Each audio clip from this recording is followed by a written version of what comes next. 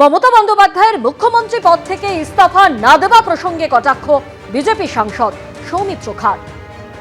7 তারিখে যদি সরকার 7 তারিখের মধ্যে না হতো তাহলে এটা রাষ্ট্রপতি শাসন করতে হতো। তার জন্য তো 7 তারিখের আগে 4 তারিখের রেজাল্ট বের করতে হয়েছে, কারণ এটা হচ্ছে আনুষ্ঠানিক একটা প্রক্রিয়া নির্বাচনের। তো সেখানে উনি যদি না দেন আমরা কেউ চাইতেই যাবে না।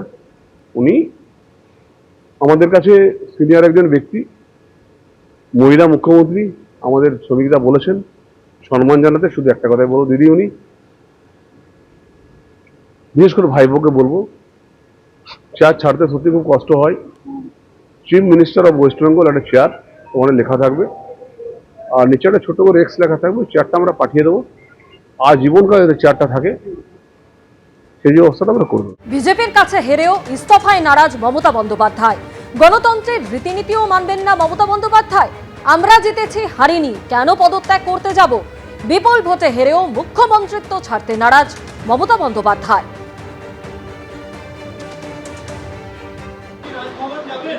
কেন, কিসের জন্য? আমরা তো হারিনি যে যাবো।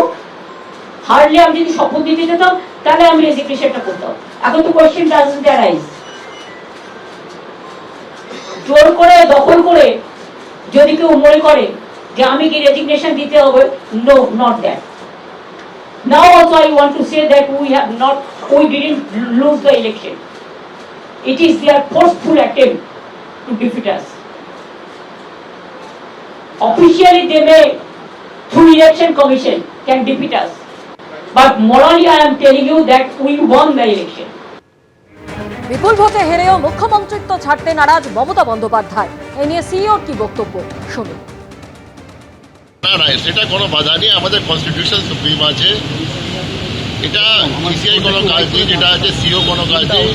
এটা অনারেবল গভর্নর আছেন, অনারেবল প্রেসিডেন্ট আছেন, বিদায়ী চিফ মিনিস্টার আছেন, এটা ওদের ম্যাটার আছে, এটা আমার কোনো ম্যাটার নেই। শপথ গ্রহণ অনুষ্ঠানে থাকবেন প্রধানমন্ত্রী, কেন্দ্রীয় স্বরাষ্ট্রমন্ত্রী সহ অন্যান্যরা। এবার আপনাদের শোনাবো গত 27শে এপ্রিল ভোটের প্রচারে এসে জগদ্দলের সভা থেকে শপথ গ্রহণ অনুষ্ঠান নিয়ে কি বলেছিলেন প্রধানমন্ত্রী। धन्यवाद कर रहे हैं नरेंद्र मोदी जी, आगे बढ़ो। बंगाल में जहां जहां गया हूं, बंगाल के लोगों का जो मैंने मिजाज देखा है, मैं इस विश्वास के साथ वापस जा रहा हूं कि 4 मई के नतीजों के बाद बीजेपी के शपथ ग्रहण समारोह में मुझे आना ही है। এবিপি আনন্দের হাতে বিজেপি সরকারের সম্ভাব্য মন্ত্রিসভা।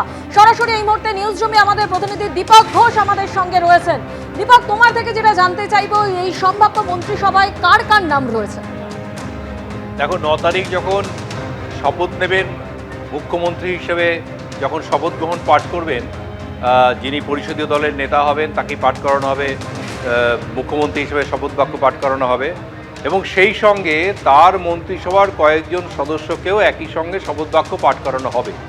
একটা সম্ভাব্য মন্ত্রিসভা তৈরি করা হয়েছে, যে মন্ত্রিসভার সমস্ত সদস্যই যে সেদিন শপথ বাক্য পাঠ করবেন তা নয়, তাদের মধ্যে একটা বড় অংশই পরবর্তীতে শপথ নেবেন, বিধানসভায় পৌঁছে তারা স্পিকারের কাছ থেকে শপথ গ্রহণ করবেন।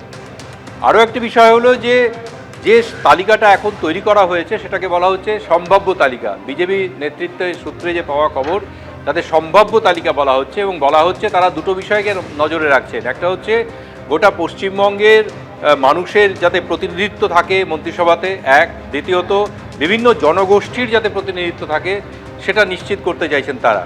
ফলে দার্জিলিং থেকে শুরু করে কাকদ্বীপ পর্যন্ত, বা পুরুলিয়া থেকে শুরু করে দক্ষিণ 24 পরগনার শেষ গ্রাম পর্যন্ত, এই যে বিস্তীর্ণ অঞ্চল, প্রতিটা অঞ্চলের মানুষের, জেলার মানুষের যাতে প্রতিনিধিত্ব থাকে। যে কয়েকটা নাম এই মুহূর্তে সামনে এসছে সেটাই চূড়ান্ত নয়। তারা বলছেন এখান থেকে অনেক কয়েকটা নাম সংযুক্ত হতে পারে, কিছু নাম বাদও যেতে পারে। আপাতত যে একটা খসড়া তালিকা তৈরি করা হয়েছে তা দেখা যাচ্ছে যে নাম রয়েছে অগ্নিমিত্রা পাল, আসানসোল থেকে তিনি নির্বাচিত হয়েছেন। তিনি এর আগেও বিধানসভার সদস্য ছিলেন, 2021-এ নির্বাচিত হয়েছিলেন। সোনারপুর দক্ষিণ থেকে রূপা গঙ্গোপাধ্যায় এই প্রথম বিধায়ক হিসেবে তিনি পা রাখছেন বিধানসভায়। রাসবিহারী থেকে স্বপন দাশগুপ্ত, তিনিই প্রথমবার যাচ্ছেন। অজিত কুমার জানা দাতন, তিনিও প্রথমবার বিধানসভায় পা রাখতে চলেছেন। শঙ্কর ঘোষ কিন্তু চিফ হুইপ ছিলেন এবং 21-এর নির্বাচনে জিতে তিনি এসেছিলেন বিধানসভায়। তিনি আবার শিলিগুড়ি থেকে নির্বাচিত হয়ে বিধানসভায় পা রাখছেন। তিনিও মন্ত্রিসভার সম্ভাব্য, তার নামটাও মন্ত্রিসভার সম্ভাব্য একজন হিসেবে বিবেচনা করা হচ্ছে।